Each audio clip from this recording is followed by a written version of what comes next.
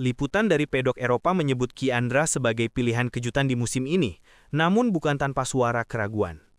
Beberapa media Spanyol menulis bahwa pembalap muda asal Indonesia belum terbukti di level tertinggi, dan lebih cocok sebagai pengamat cepat daripada pembalap yang benar-benar menekan dari depan.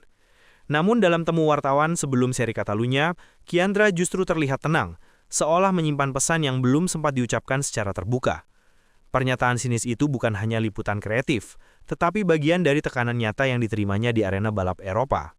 Dan saat lampu hijau akan menyala, semua akan melihat apakah sindiran itu akan jadi kenyataan atau dibalikinya.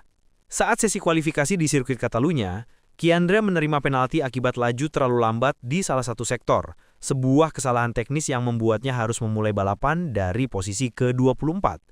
Start dari barisan paling belakang dalam medan balap yang keras seperti ini biasanya dianggap sebagai kemustahilan untuk podium. Laporan lintasan menunjukkan bahwa sejumlah pembalap muda gugur lebih awal karena tekanan fisik dan strategis.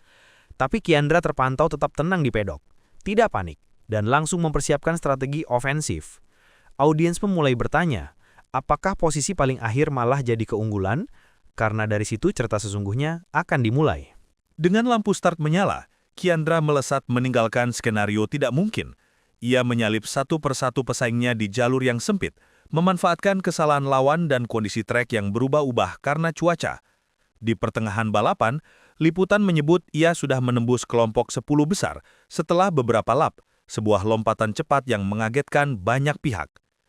Sebagian analisis menyebut teknik slipstream dan agresivitasnya sebagai kunci, tapi di lap-lap itu juga muncul suara dari pedek Eropa. Apakah ini hanya keberuntungan?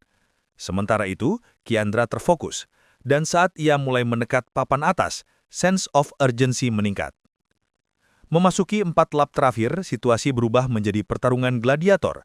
Riak sorakan dari tribun, fokus kamera ke Kiandra dan Carlos Cano, juara bertahan yang dikenal sulit ditaklukkan di seri Eropa. Laporan highlight menyebut, Cano sempat memimpin di lap terakhir, tetapi Kiandra terus menempel, mengintai celah.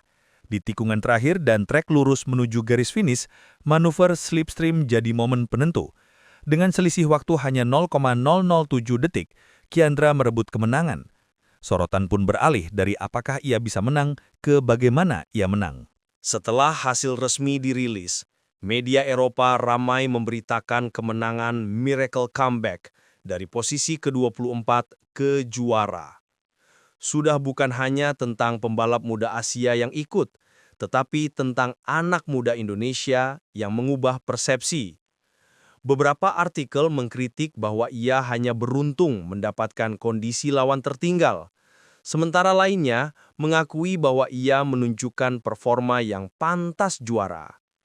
Di media sosial, tagar dan komentar meluas, bukan hanya dari Indonesia, tetapi juga dari komunitas balap Eropa. Dan sorotan ini membuka bab baru, bukan hanya kemenangan satu balapan, tetapi perubahan narasi. Timnya, Honda Asian Dream Racing Junior Team, langsung mendapat spotlight. Organisasi induk balap nasional Ikatan Motor Indonesia IMI menyebut hasil ini sebagai bukti bahwa talenta lokal mampu bersaing di level global. Liputan 6, sponsorship dan perhatian juga melonjak. Tak hanya bagi Kiandra, tetapi juga bagi pembalap muda Indonesia lainnya. Di Eropa, tim-tim besar mulai mencatat namanya untuk peluang masa depan. Namun, bersama pujian, datang pula ekspektasi bahwa ini bukan kebetulan, tetapi harus diikuti prestasi lebih lanjut.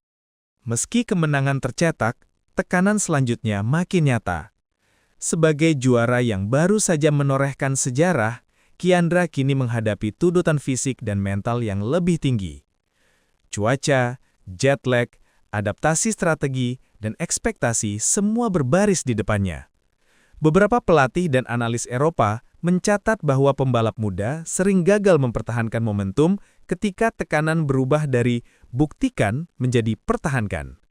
Di lintasan dan padok, Kiandra kini bukan hanya pemain potensial, tetapi pemain yang harus dibuktikan. Alur cerita belum selesai, justru baru dalam tahap baru. Kembali ke awal cerita, sindiran bahwa ia belum terbukti kini terbuka jawabannya. Dengan kemenangan spektakuler itu, Kiandra membalas keraguan secara keras namun tenang. Ia menunjukkan melalui aksi, bukan hanya kata-kata. Liputan menyebat bahwa ia tidak membahas sindiran secara publik, biar aksinya yang berbicara.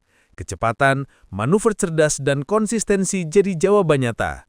Transisi ini memperjelas bahwa ia kini bukan underdog hanya karena asal, melainkan pesaing yang harus dihitung.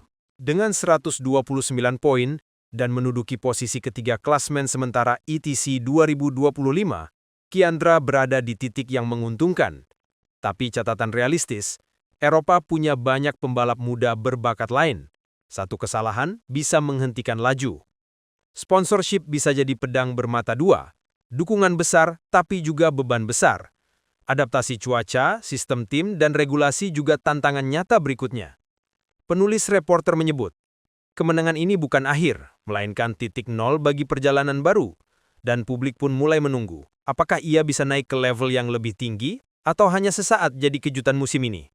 Dari start ke-24 ke juara dengan selisih 0,007 detik, kisah Kiandra menyentuh lebih dari kecepatan motor. Ini soal tekad, adaptasi, dan menulis ulang narasi. Liputan Gerita menutup dengan catatan bahwa kemenangan ini bukan hanya untuk satu remaja Indonesia, tapi untuk banyak yang pernah merasa diabaikan. Di pedok Eropa, nama Kiandra mulai dirujuk sebagai jawaban Asia dalam kancah balap junior dunia. Dan bagi Indonesia, ini bukan sekedar medali, ini pesan bahwa talenta bisa bersuara di lintasan global. Sekarang semua mata tertuju, bukan pada apakah ia menang lagi, tapi bagaimana ia akan menang selanjutnya.